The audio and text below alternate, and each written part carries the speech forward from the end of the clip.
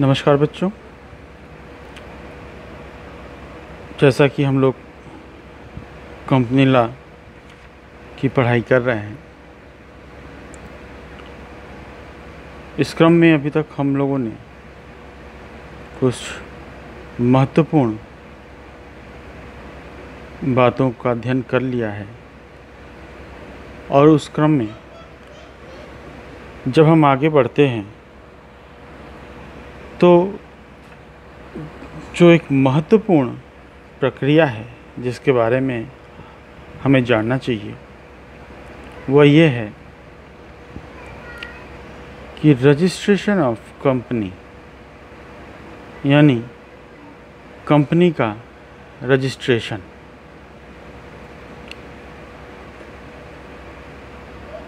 अपने शुरुआती लेक्चर्स में मैंने आपको बताया है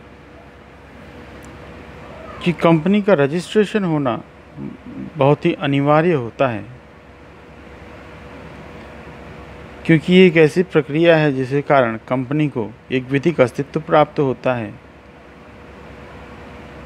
और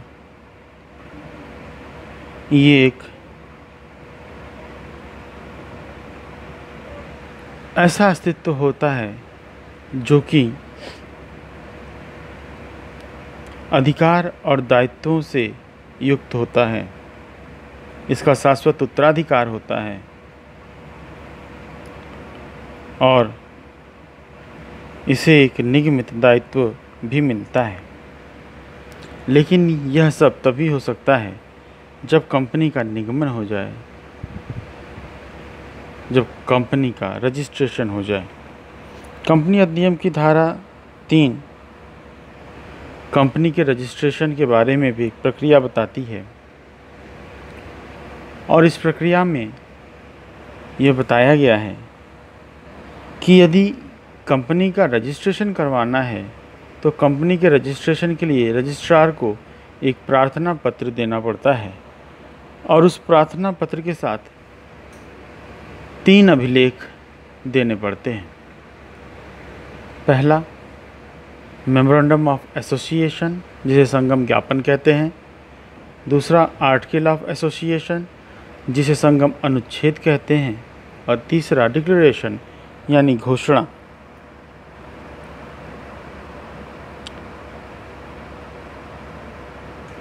ये जो घोषणा होता है, ये घोषणा इस बात की होती है कि इस अधिनियम के अनुसार एक कंपनी के रजिस्ट्रीकरण के लिए या रजिस्ट्रेशन के लिए जिन आवश्यकताओं की ज़रूरत है वो सभी आवश्यकताएं और औपचारिकताएं पूरी कर ली गई हैं। मेमोरेंडम ऑफ एसोसिएशन यानी संगम ज्ञापन और आर्टिकल ऑफ एसोसिएशन यानी संगम अनुच्छेद, इनके बारे में हम आगे विस्तार से पढ़ेंगे।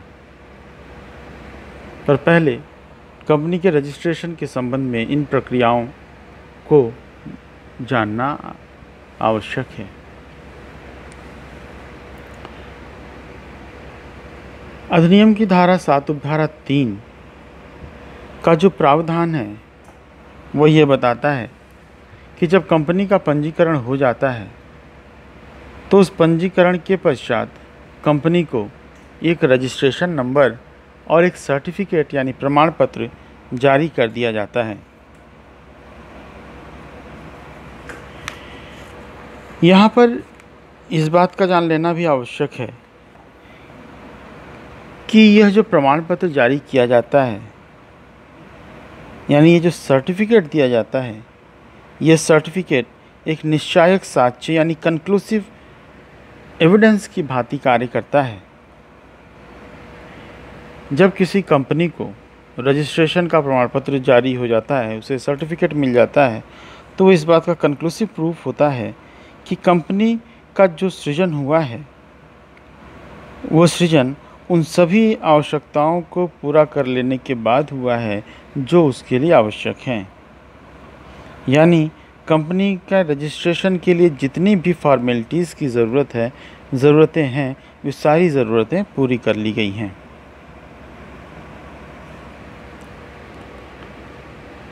अधिनियम की धारा 7 उपधारा 5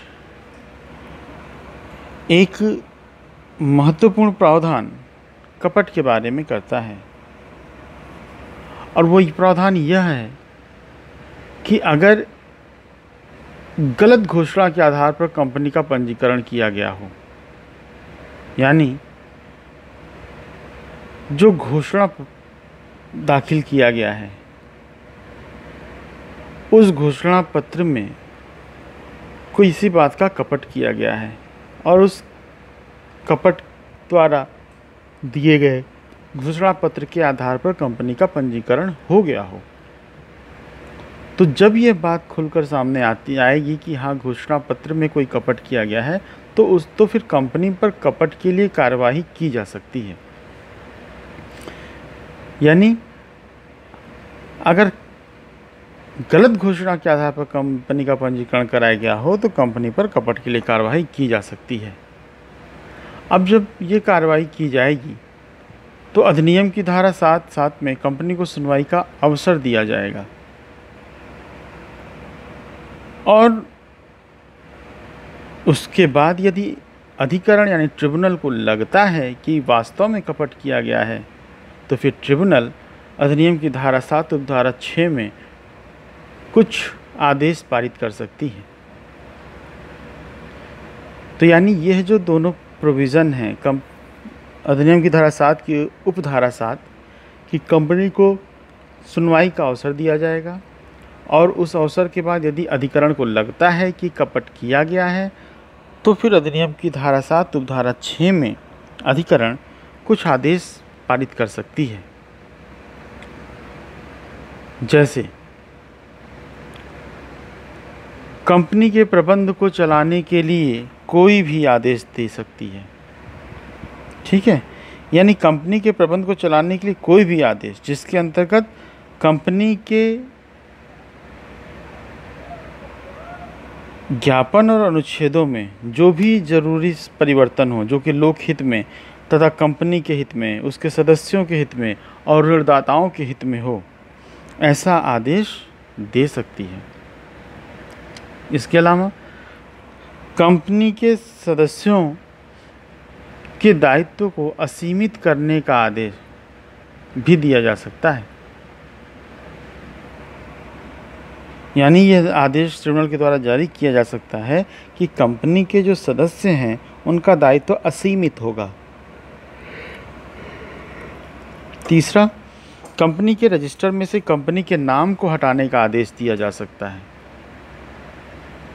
यानी कंपनी रजिस्टर से कंपनी का नाम हटा देना। चौथा, कंपनी के समापन का भी आदेश दिया जा सकता है। मतलब ये मामला इतना गंभीर है कि यदि ट्रिब्यूनल को उचित लगे तो वो कंपनी के समापन का आदेश भी जारी कर सकती है, और इसके अतिरिक्त कोई भी अन्य आदेश जो कि ट्रिब्यूनल को लगता है कि ऐसा आदेश जारी किया जा सकता है। यदि कपट किया गया है, कपट के आधार पर घोषणा पत्र दाखिल किया गया और उस घोषणा पत्र के आधार पर कंपनी का रजिस्ट्रेशन हो गया, तो फिर यह उपचार है जो कि प्राप्त किए जा सकते हैं। इसके बाद एक महत्वपूर्ण बात यह उठती है कि अगर किसी कंपनी का रजिस्ट्रेशन नहीं हुआ है लेकिन रजिस्ट्रेशन के पूर्व कंपनी के नाम पर कुछ संविदाएं की गई हैं, तो उन संविदाओं का प्रभाव क्या होगा। It means pre incorporation contract, निगमन के पूर्व की संविदाएं, तो उन संविदाओं का क्या होगा। तो ये सामान्य सी बात है, जैसा कि हम जानते हैं कि संविदा के लिए 2 पक्षकारों का होना आवश्यक होता है, और निगमन के पूर्व कंपनी का कोई अस्तित्व नहीं होता, यानी वह पक्षकार की हैसियत में नहीं होता है। तो जब वह पक्षकार की हैसियत में नहीं है तो इसका मतलब यह है कि निगमन के पूर्व किसी अन्य के साथ वह संविदा नहीं कर सकता। तो जब वो निगमन के पूर्व किसी व्यक्ति के साथ कोई संविदा नहीं कर सकता तो फिर निगमन के पूर्व की संविदाओं से कंपनी बाध्य भी नहीं होगी। तो सीधा पहलू इसका ये है कि संविदा के लिए दो पक्षकारों का होना आवश्यक होता है और निगमन के पूर्व कंपनी का कोई अस्तित्व नहीं होता। इसलिए कंपनी निगमन पूर्व की संविदाओं से बाध्य नहीं होती है।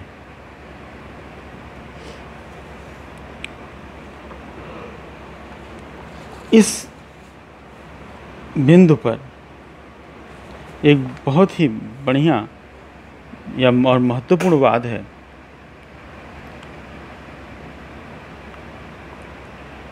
English and colonial produce company का बात।